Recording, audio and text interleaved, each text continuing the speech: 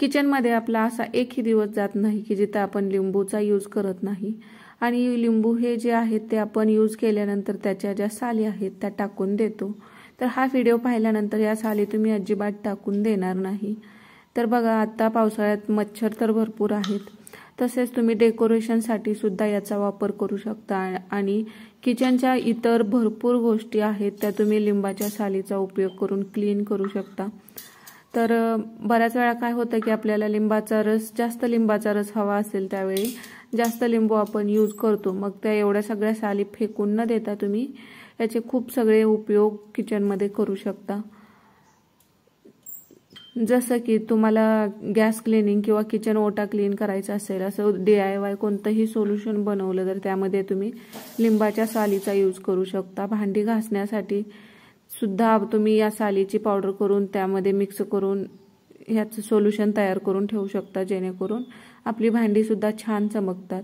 तर बघा ह्या ज्या साली आहेत त्या तुम्हाला काय करायच्या आहेत, अशा उलट्या करून घ्यायच्या आहेत। आता हे जर करायचं नसेल तर तुम्ही आहे असं सुद्धा यामध्ये याचा यूज करू शकता। फक्त हे उलट्या करताना थोडंसं हलक्या हाताने करायचं, नाही तर मग हे जे आपण लिंबू उलटं करून घेत आहे त्याच्या साली त्या तुटू शकतात।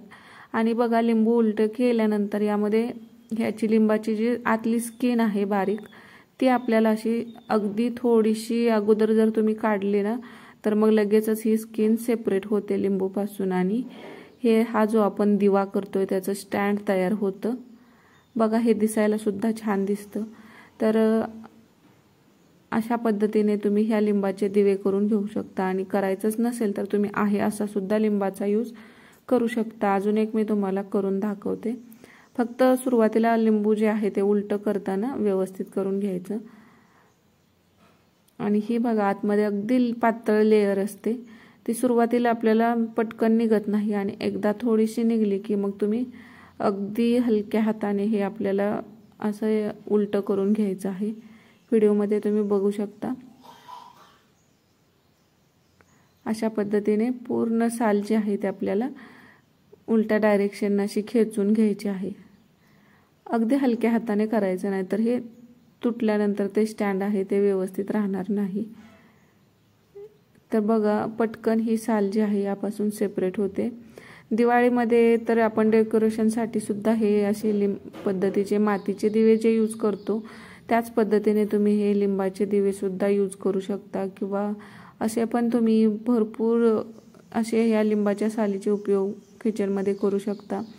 तर बघा मस्त असं हे जे आपण बनवलेलं आहे ते स्टँड, दिव्याचं स्टँड म्हणू शकता, जे तयार झालेलं आहे। आता ज्या साली आपल्या अशाच वायपट जाणार होत्या त्याचा यूज तुम्ही अशा पद्धतीने करू शकता। आणि कापूस घ्यायचा आहे आपल्याला, आणि त्याची अशी फुलवाती ज्या असतात अशा पद्धतीच्या वाती बनवून घ्यायच्या आहेत। तर आता हे जे 4 दिवे तयार करून घेतलेले आहेत यामध्ये अशा पद्धतीने फुलवाती करून घ्यायच्या, आणि यामध्ये तुम्हाला तेल टाकायचं आहे। आणि आता घरामध्ये मच्छर असतील तर यामध्ये तुम्ही कापूर सुद्धा टाकू शकता, जेणेकरून यामध्ये थोडासा कापूर टाकला तर काय होईल की घरामध्ये मच्छर किंवा चिलटं माशा येत असतात ते सुद्धा येणार नाहीत। बघा लिंबाच्या रसापेक्षा लिंबाच्या सालीत तेवढंच जास्त पोषक घटक असतात ते असतात, त्यामुळे याचा स्मेल सुद्धा बघा सालीचा खूप जास्त येत असतो। यामध्ये कडवटपणा सुद्धा जास्त असतो। यामुळे काय होतं की यामध्ये जर असं आपण तेल टाकून दिवा लावला तर अजून एक छान फ्रेग्रन्स आपल्या घरामध्ये येतो, आणि घरामध्ये जो बघा पावसाळ्यात खराब वास, कुबट वास येत असतो तो वास अजिबात येत नाही। अशा पद्धतीने तुम्ही घरामध्ये जिथून तुम्हाला खराब वास येतो त्या ठिकाणी एक एक दिवा सुद्धा तुम्ही ठेवू शकता, किंवा एका प्लेटमध्ये असं तुम्ही एक साथ सगळे दिवे सुद्धा ठेवू शकता। तर तुम्हाला जसा याचा यूज करायचा आहे त्या पद्धतीने तुम्ही हे दिवे ठेवू शकतात।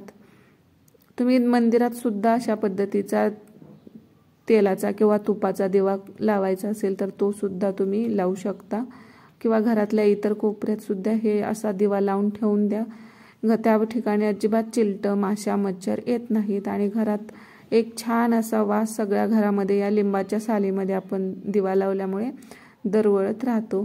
तर हा नक्कीच उपाय तुम्ही करून बघा, आणि हा व्हिडिओ तुम्हाला कसा वाटला ते कमेंटमध्ये नक्की सांगा, आणि आवडला असेल तर लाईक, शेअर आणि सबस्क्राईब